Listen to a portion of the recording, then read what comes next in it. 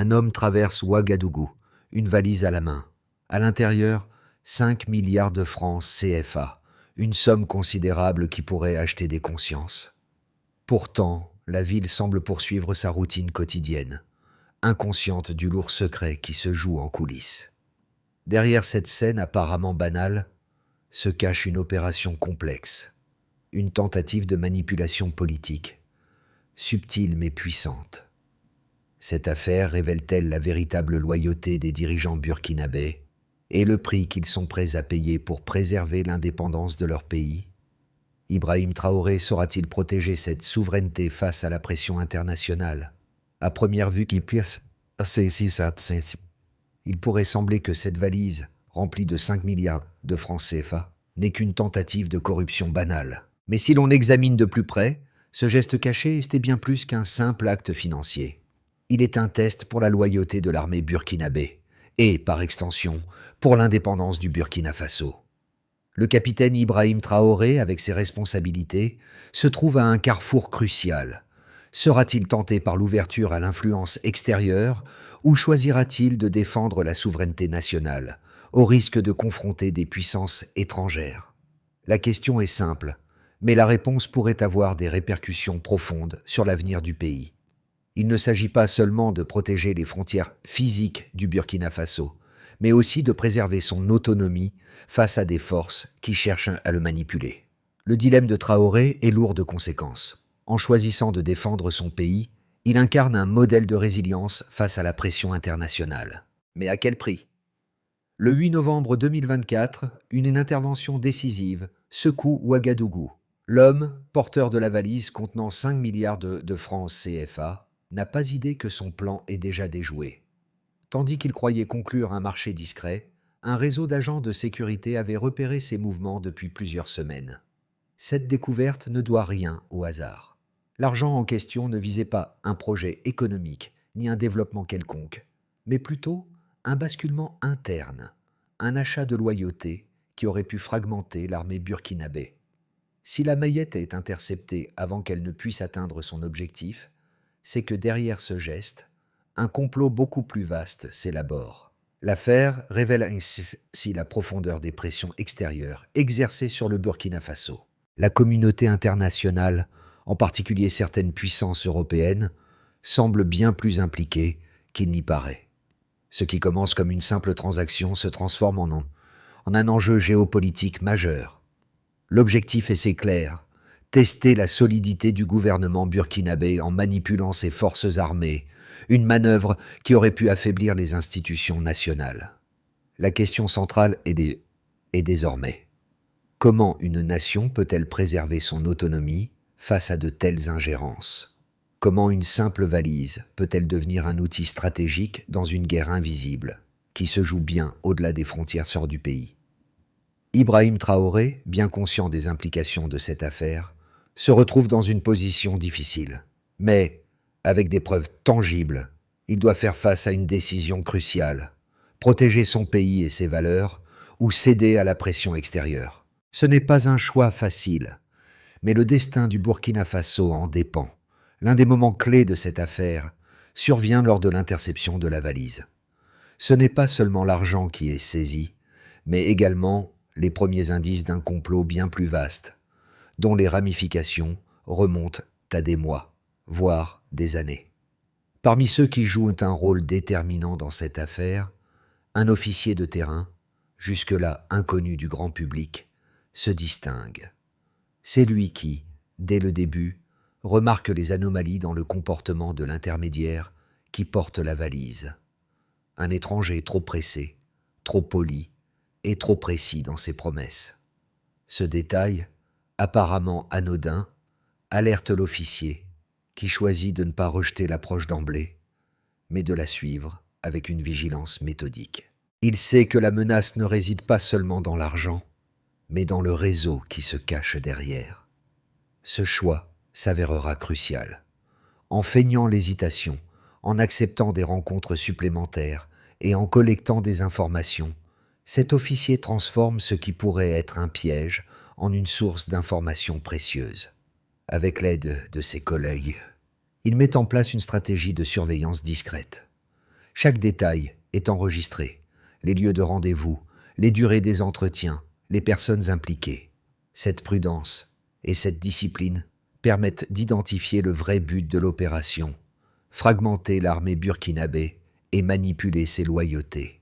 Ce premier impact est immédiat. Grâce à la vigilance de cet officier, l'ensemble du réseau commence à se dévoiler. Mais il reste encore un long chemin à parcourir pour comprendre toute l'ampleur de la tentative de déstabilisation. L'intervention décisive est imminente et l'horloge tourne.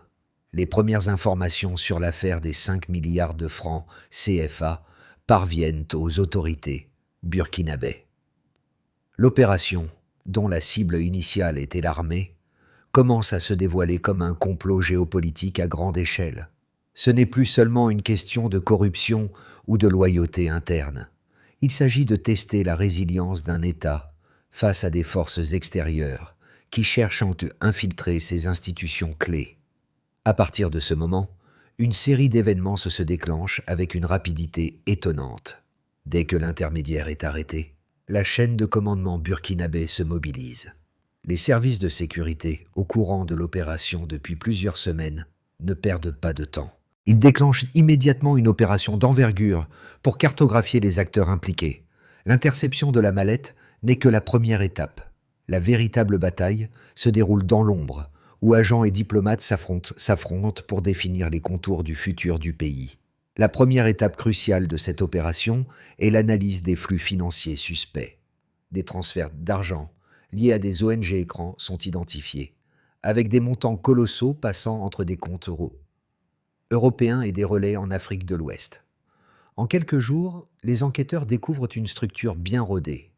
Des fonds circulant à travers des intermédiaires, des messages cryptés, des contacts discrets dans plusieurs capitales européennes et africaines. Ces éléments permettent de comprendre que l'opération est loin d'être isolée, mais fait partie d'un plan plus vaste visant à influencer l'armée et, par extension, le gouvernement burkinabé. Mais cette manipulation ne se limite pas aux géofinances. Un autre aspect de la guerre silencieuse se révèle dans la dimension médiatique de l'affaire. En dehors du Burkina Faso, des voix s'élèvent pour condamner le gouvernement et sa gestion de la crise, arguant que l'arrestation de l'intermédiaire est le signe d'une paranoïa d'État. Pourtant, la transparence déployée par les autorités burkinabées, avec la publication de documents et de données financières, contrarie ce discours. La présidence, dirigée par Ibrahim Traoré, choisit de rendre publiques des informations sensibles, forçant ainsi les puissances extérieures à réagir face aux faits, plutôt qu'à leur perception. Cette décision stratégique, audacieuse et risquée marque un tournant. Le président Traoré ne se contente pas de minimiser l'incident. Au contraire, il en fait un point de bascule dans la lutte pour la souveraineté nationale. En dévoilant les preuves et en démontrant la portée du complot, il transforme l'affaire des 5 milliards en un symbole de résistance face à l'ingérence étrangère. Ce faisant, il envoie un message fort à ses alliés comme à ses détracteurs. Le Burkina Faso est désormais prêt à défendre son autonomie, même au prix de tensions diplomatiques. Le coup de force est magistral, mais il n'est que le début. Le véritable test réside dans les mois à venir, où les autorités burkinabées devront naviguer entre l'isolation géopolitique et les forces internes qui cherchent à fragiliser le pays. Le peuple burkinabé, en particulier les jeunes générations, se trouve à la croisée des chemins. L'échec du complot ne sera-t-il qu'un épiphénomène, ou bien marquera-t-il le début d'une nouvelle ère pour la nation ? Au cœur de l'affaire des 5 milliards de 1 milliard de francs CFA, les premières preuves quantitatives émergent, jetant une lumière crue sur la mécanique de l'ingérence étrangère. Les services de renseignement burkinabés ont scruté les flux financiers à la recherche d'indices. En quelques semaines, ils découvrent que plus de 5,3 milliards de francs CFA ont été transférés dans des comptes liés à des ONG écrans. Ces fonds ont transité entre plusieurs pays européens et africains, contournant les mécanismes officiels de régulation. Ce n'est pas un hasard. Ces transferts, effectués à des moments clés, correspondent à une période où des décisions cruciales étaient prises au sein de l'armée burkinabé. La première donnée clé révélée Et le montant des transactions, 5,3 milliards de francs CFA, ne sont pas qu'une simple somme. Ce chiffre symbolise l'ampleur de la pression exercée sur l'État burkinabé, une tentative de manipulation directe de ces institutions. Les enquêteurs, en analysant ces transferts, mettent en évidence que l'argent ne cherche pas à corrompre au hasard, mais à toucher des acteurs stratégiques au sein du gouvernement et de l'armée. Chaque virement est accompagné d'un message codé, et chaque destinataire semble être un maillon clé de la chaîne de commandement. Cette orchestration démontre une volonté d'influencer la prise de décision interne du Burkina Faso. Une volonté qui va bien au-delà de la simple tentative de corruption individuelle. Une autre statistique cruciale émerge lorsqu'il est découvert que 32 appels cryptés ont été effectués depuis des terminaux dédiés entre juillet et octobre 2024. Ces communications ont toutes été dirigées vers des responsables hiérarchiques basés à l'étranger, un fait qui souligne la dimension internationale du complot. Ces appels, analysés par les services de renseignement burkinabés, montrent clairement que l'opération n'était pas isolée, mais faisait partie d'un réseau mondial d'influence, dont le but était de diviser et affaiblir l'armée burkinabé en créant des tensions internes.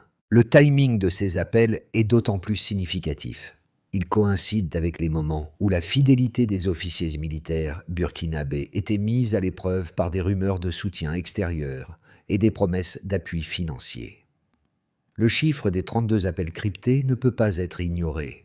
Il constitue une preuve irréfutable que l'ingérence ne se limitait pas à des manœuvres financières, mais qu'elle s'appuyait également sur un réseau de communication sophistiqué, destiné à alimenter la méfiance et à semer la division au sein des structures de défense du pays. Les autorités burkinabées, en mettant en lumière ces éléments, ont non seulement exposé la stratégie de manipulation, mais ont aussi renforcé leur position sur la scène internationale. En dévoilant ces preuves, Ibrahim Traoré montre qu'il ne s'agit pas d'un simple complot isolé, mais d'un réseau coordonné d'acteurs étrangers cherchant à remodeler le pouvoir militaire burkinabé à leur avantage. Les données financières et les communications interceptées ne sont pas des preuves isolées, mais font partie d'une stratégie cohérente visant à déstabiliser l'État. En révélant ces chiffres, le Burkina Faso met en exergue la sophistication de l'opération et l'étendue de l'ingérence, tout en renforçant son image de nation qui défend sa souveraineté. L'impact immédiat est de taille. L'affaire des 5 milliards est désormais un point de non-retour pour les relations internationales du Burkina Faso. L'affaire des 5 milliards de francs CFA met en lumière deux positions opposées, chacune soutenue par des arguments solides. D'un côté, certains observateurs internationaux considèrent cette affaire comme une illustration des dangers de l'isolement. Ils affirment que la dénonciation de l'ingérence étrangère et la réaction du gouvernement burkinabé risquent de fermer le pays sur lui-même. Cette position met en garde contre les conséquences de la rupture avec les puissances occidentales, qui pourraient intensifier la pression économique et diplomatique. En cas de continuation sur cette voie, ces analystes prévoient un affaiblissement économique lié à la diminution de l'aide internationale et à l'isolement du pays, la perte de relations commerciales essentielles et d'investissements étrangers pourrait nuire à la croissance du Burkina Faso, déjà fragilisé par les conflits internes et la menace terroriste. Le climat de suspicion et de méfiance généré par cette affaire risquerait donc de ralentir la reprise économique et d'aggraver les difficultés sociales. Cependant, l'autre camp, représenté par une nouvelle génération d'intellectuels africains, offre une perspective radicalement différente.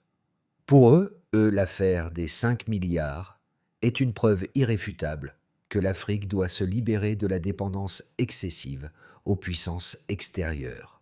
Ces voix soulignent que les partenariats internationaux, tels que les accords miniers et les programmes d'aide conditionnelle, sont des instruments de manipulation et de domination déguisés. Selon cette analyse, l'ingérence observée au Burkina Faso n'est qu'un symptôme d'un système plus large où l'Afrique reste une terre d'exploitation et d'influence. La tentative de manipuler l'armée burkinabé en achetant des loyautés est perçue non pas comme une anomalie, mais comme la norme d'un modèle international fondé sur l'exploitation des ressources africaines. Pour ces intellectuels, l'affaire des 5 milliards n'est donc pas un simple cas de corruption, mais un signal fort. Le Burkina Faso doit se défendre contre ces influences extérieures et prendre le contrôle de son avenir. Les deux arguments se sont valables et soulignent la complexité de la situation. D'un côté, le risque d'isolement diplomatique et économique est réel. De l'autre, la quête de souveraineté et d'indépendance nationale semble désormais incontournable. Le dilemme de Ibrahim Traoré est donc bien plus qu'une simple question de politique intérieure. Il s'agit de choisir la voie de l'autonomie à long terme, au prix de sacrifices immédiats. Cette confrontation d'arguments démontre la profondeur de l'enjeu pour le Burkina Faso. Le 8 novembre 2024 marque un tournant décisif dans cette affaire complexe. L'arrestation de l'intermédiaire et la saisie de la mallette pleine d'argent. Ce n'est pas simplement une victoire contre un complot isolé, c'est un signal fort. Le Burkina Faso, jusqu'alors perçu comme une cible facile pour les influences extérieures, se redresse d'un seul coup. Ce retournement subi devient un symbole. Une nation qui refuse de se laisser dicter ses choix par des puissances étrangères. Cette saisie n'est pas seulement une victoire dans une lutte de pouvoir, mais une affirmation de la souveraineté nationale. Cette action audacieuse de la part des autorités burkinabées ne tarde pas à produire des effets immédiats. Les réseaux sociaux explosent, relayant l'information et amplifiant la voix de la résistance nationale. En seulement 48 heures, plus d'1 million de messages de soutien circulent. Les habitants, d'abord craintifs face à l'incertitude géopolitique, se rallient à l'idée d'une nation qui se tient debout face à l'ingérence. Ce mouvement civique devient plus qu'une réaction à un événement. Il est le premier pas d'une transformation collective du pays. Le véritable impact de cet événement est ainsi clair. L'affaire des 5 milliards ne devient pas seulement une victoire contre un complot, mais le catalyseur d'une nouvelle conscience nationale. Le Burkina Faso prend enfin son destin en main. Les retombées de l'affaire des 5 milliards de francs CFA ne se limitent pas à l'arrestation d'un intermédiaire ou à la saisie d'une mallette. Ce coup porté à l'ingérence étrangère modifie en profondeur la trajectoire du Burkina Faso. Sur le plan national, cet événement agit comme un catalyseur, provoquant un réajustement dans les mentalités et les structures. La première conséquence visible est un regain de cohésion interne. L'opinion publique, particulièrement les jeunes générations, voit dans cette victoire un symbole de résistance.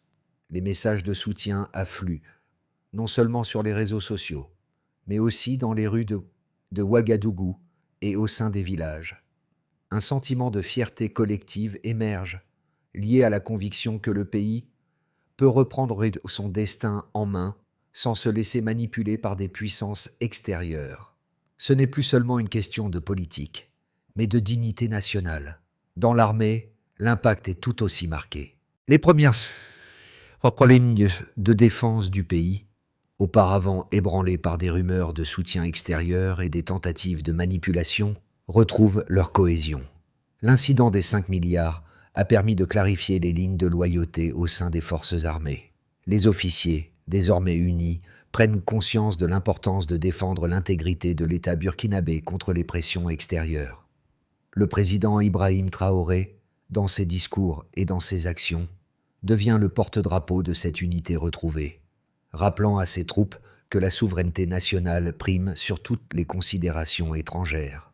Sur le plan diplomatique, les conséquences sont également de grande envergure. Si certaines puissances occidentales choisissent la prudence, se contentant de minimiser l'incident ou de défendre la nécessité de continuer les partenariats, les pays voisins du Sahel, tels que le Mali et le Niger, saluent publiquement la vigilance du Burkina Faso. Ces nations perçoivent désormais le pays comme un exemple de résistance souveraine. En effet, l'affaire des 5 milliards modifie les rapports de force dans la région, renforçant les liens entre les pays du Sahel, qui partagent désormais une vision commune de l'autonomie et de la défense de leurs intérêts. À l'échelle internationale, les chancelleries occidentales se trouvent prises de court, oscillant entre dénégation et reconnaissance prudente. Les pressions sur le Burkina Faso, bien que persistantes, sont désormais confrontées à une réalité. Le pays est prêt à défendre sa souveraineté, coûte que coûte. Les soutiens venus des autres nations africaines viennent ajouter du poids à la position du Burkina Faso, mais la route reste semée d'embûches.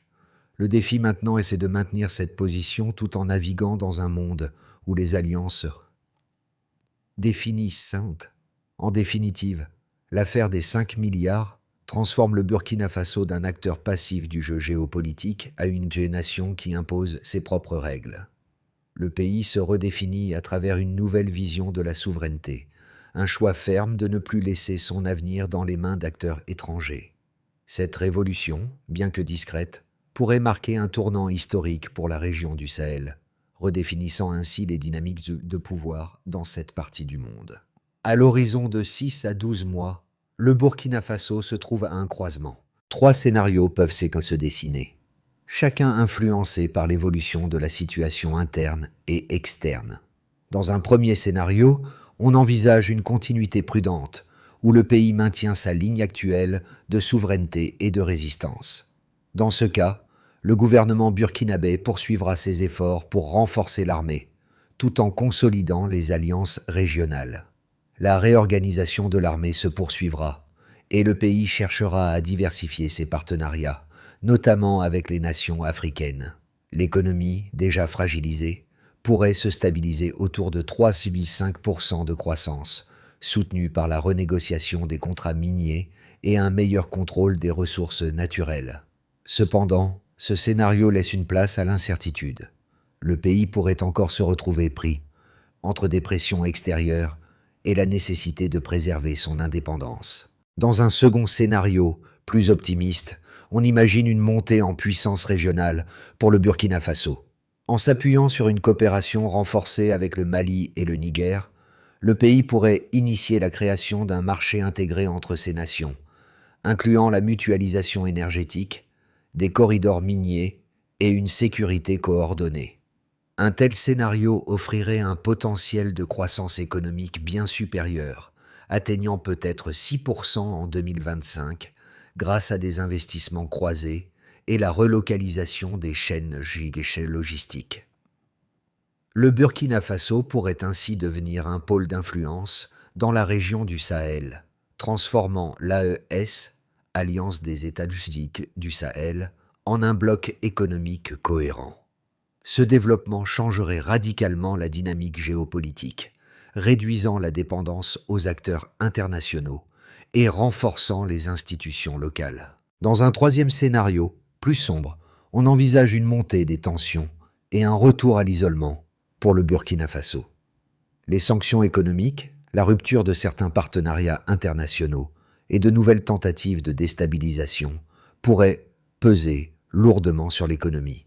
Dans ce cas, le pays pourrait connaître une contraction de son PIB d'au moins 2%, avec des fractures internes grandissantes, particulièrement dans les zones vulnérables. L'instabilité politique pourrait se renforcer, et des acteurs opportunistes pourraient chercher à exploiter les failles du gouvernement. Ce scénario met en évidence les dangers de l'isolationnisme. Le pays risquerait de se fragiliser davantage, mettant à l'épreuve la cohésion de son peuple et de ses institutions. Chacun de ces scénarios repose sur des variables incertaines. Toutefois, le choix de la trajectoire à suivre pour le Burkina Faso sera déterminant, entre la protection de la souveraineté nationale et les compromis nécessaires pour naviguer dans un monde complexe et interconnecté. Le pays devra prendre des décisions cruciales qui façonneront son avenir à long terme. L'affaire des 5 milliards de francs CFA a révélé bien plus que des tentatives d'ingérence extérieure. Elle a réveillé une conscience collective au sein du peuple burkinabé, un élan de solidarité qui dépasse les frontières politiques et sociales. Dans les rues de Ouagadougou, comme dans les villages éloignés, la question de la souveraineté est désormais omniprésente. Ce qui semblait au départ être un événement politique isolé est devenu un catalyseur de changement, une plateforme pour redéfinir ce que signifie être un citoyen d'un pays libre. Le soutien populaire s'est matérialisé par plus d'1 million de messages en 48 heures. Cette mobilisation massive, qui est allée bien au-delà des simples mots, a vu des centaines de jeunes se porter volontaires dans les centres de sécurité locaux. Ce phénomène n'est pas seulement une réaction à un complot déjoué, c'est un réveil civique. Les jeunes générations, longtemps marginalisées dans les processus décisionnels, se retrouvent aujourd'hui au centre de l'action. Ils comprennent désormais que la souveraineté de leur pays dépend avant tout de leur engagement. C'est une prise de conscience collective. La liberté, la sécurité et la prospérité de la nation ne peuvent être garanties que par un peuple éveillé et actif.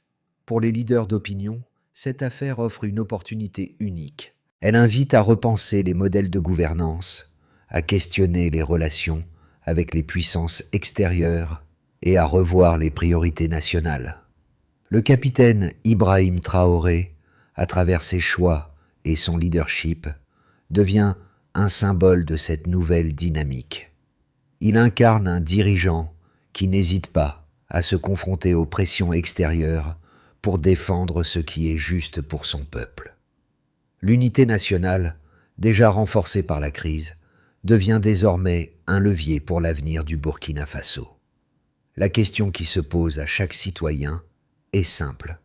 Que ferons-nous pour protéger cette souveraineté et cette dignité retrouvée?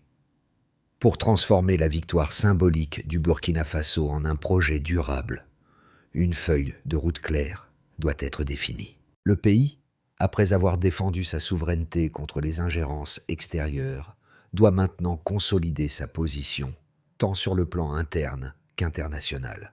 La première étape de cette transformation consistera à renforcer les institutions nationales et à instaurer une transparence totale dans la gestion des ressources publiques.